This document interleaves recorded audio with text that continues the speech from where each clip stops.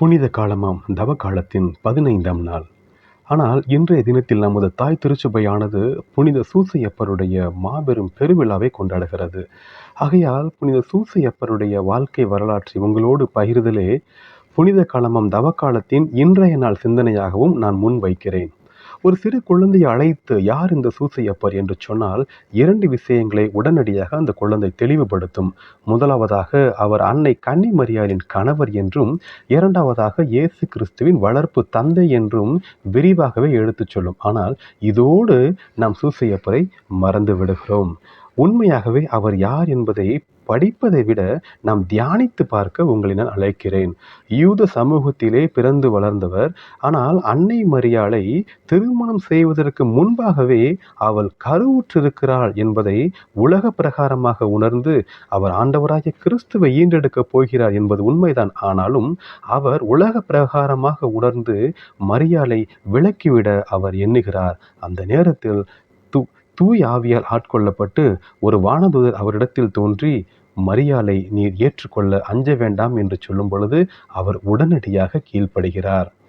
அந்த யூத சமூகத்திலே அவர் எவ்வளவு ஏச்சுக்கும் பேச்சுக்கும் ஆளாகி இருப்பார் என்பதை நாம் உணர்ந்து பார்ப்போமா? என்னெல்லாம் சொல்ல இருப்பார்கள்.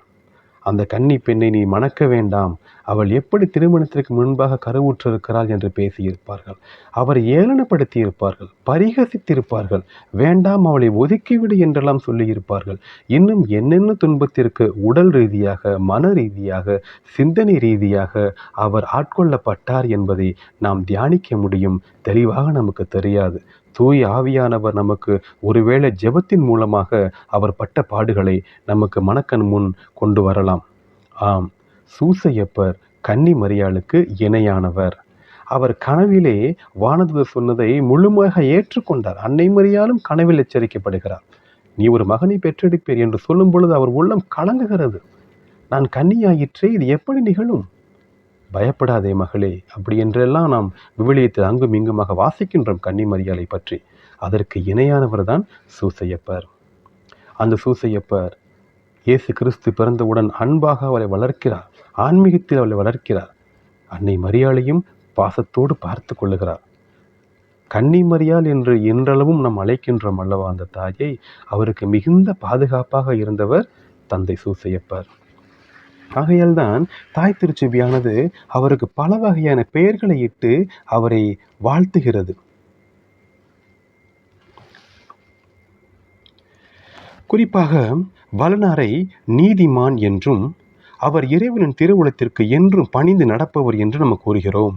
திருச்சபையின் பாதுகாவலர், இயேசு கிறிஸ்துவின் வளர்ப்பு தந்தை, கன்னி மரியாளின் கணவர், கற்பின் லீலி, படிப்பிற்கு பாதுகாவலர், நல்ல இறப்புக்கும் வழிகாட்டல் பாதுகாவலர் என்றெல்லாம் சொல்லும் பொழுது 3 முக்கியமாக புனிதைகள், புனித பெர்னதத்தாக இருக்கட்டும், புனித தெரசலாக இருக்கட்டும், சியன நகர் புனித பெர்னாண்டின் ஆகியோர் புனித வளனாரின் பக்தியை பரப்புவதில் மிகுந்த சிரத்தை எடுத்தார்கள்.